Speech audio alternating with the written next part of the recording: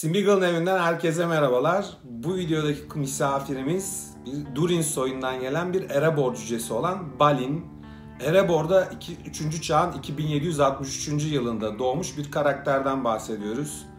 Kendisi yaptıkları ve yapamadıklarıyla beraber tek başına bir film veya dizi olabilecek kadar çok şey görmüş ve tecrübe etmiş bir karakterden bahsediyoruz.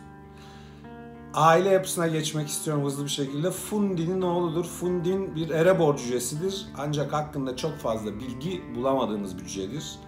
Yalnız bildiğimiz bir şey var. Hem Balin'in hem Dwali'nin babası. Oin ve Glóin'in de amcasıdır. Bu noktada Thorin Meşe Kalkan'ın o Erebor grubundaki 13 cücenin 4'üyle kan bağı olması bence burada anılmasını gerektiren bir özellik. Buradan hemen Balin'e geri dönüyorum ve biraz evvel söylediğim gibi Dwali'nin ağabeyi. Thorin Meşe Kalkan'ın yakın bir dostu, arkadaşı, akıl hocası bir nevi. Thorin, Balin'in söylediklerini oldukça değerli buluyor ve her seferinde ciddiye alıyor. Gandalf'ın Thorin Meşe Kalkan'ı Erebor'u geri almaya ikna ettiğinde ki tarih 3. çağın 2941. yılında o Erebor için kurduğu 13 kişilik cüce grubunda Balin de yer alıyor. Ancak bu onun ilk Erebor seferi değil.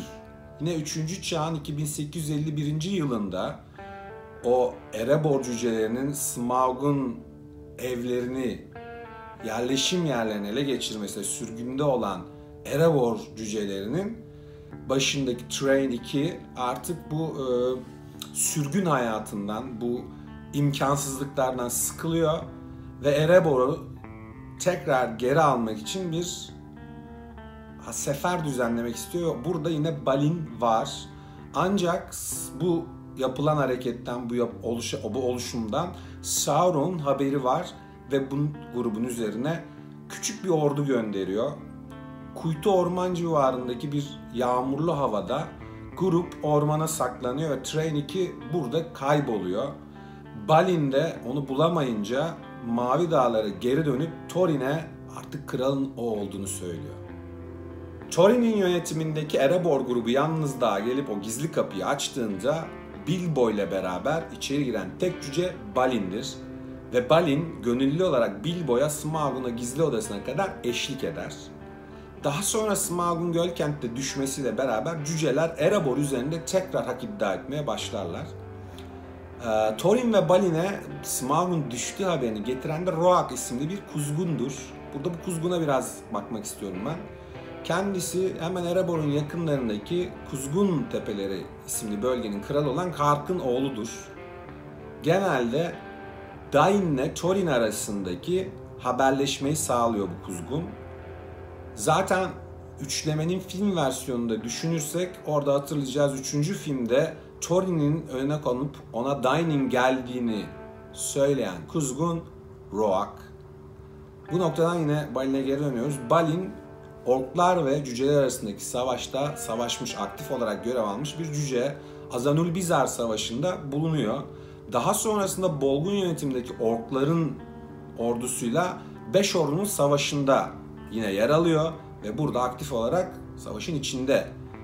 O yüzden hem savaş dönemi hem barış dönemi çok ciddi tecrübeleri olan bir karakterden bahsediyoruz. Bu Erebor macerasının bitişiyle beraber 2949 yılında Gandalf'la beraber Bilbo'yu ziyarete giden tek cücedir Balin aynı zamanda.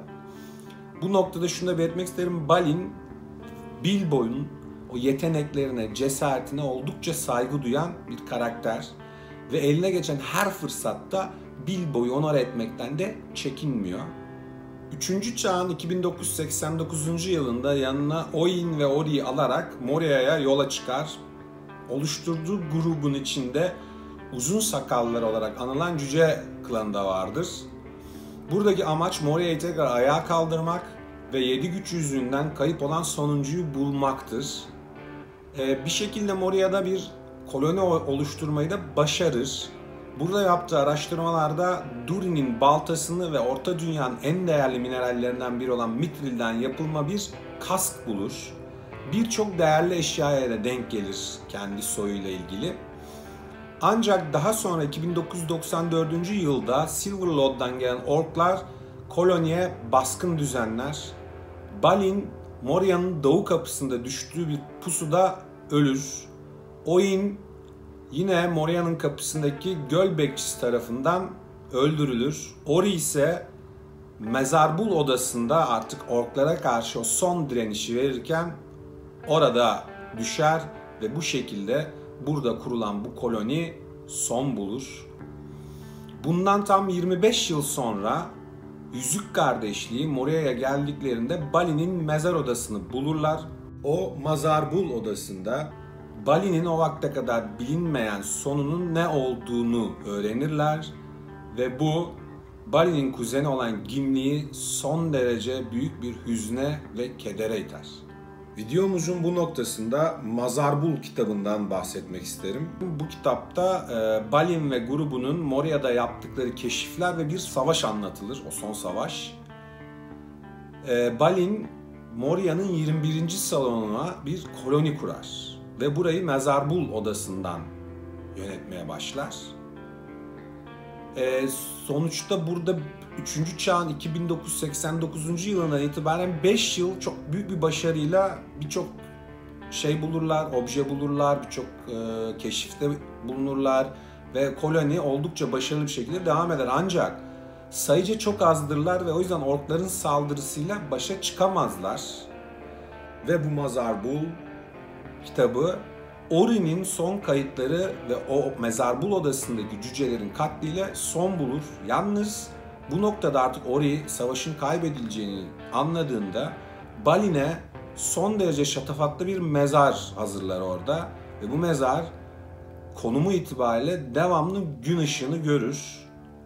Ve bu mezarın üzerinde yazan Balin Fundinul Uzbak Kazaddumu ifadesi Balin, Fundi'nin oğlu Moria'nın veya Kazadum'un lordu anlamına gelir.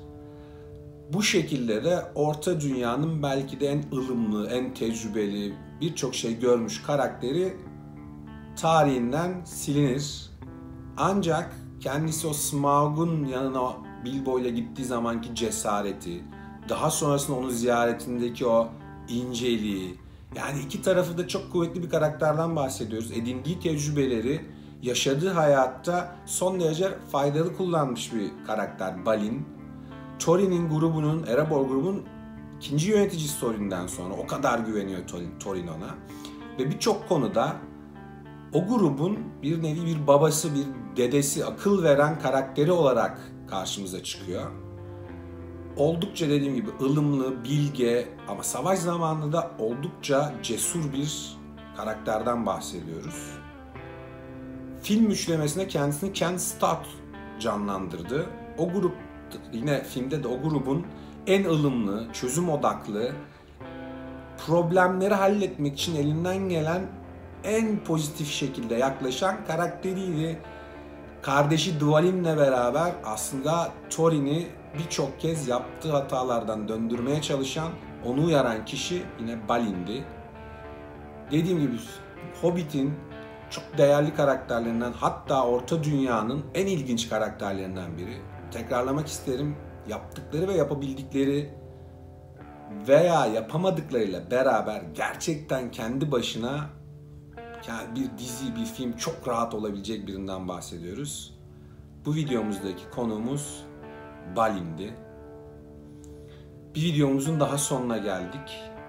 Kanalıma üye olmayı, videolarımı beğenmeyi lütfen unutmayın. Bir sonraki videoda görüşmek üzere. Smeagol'un evinden hepinize hoşça kalın diyorum. Kendinize iyi bakın.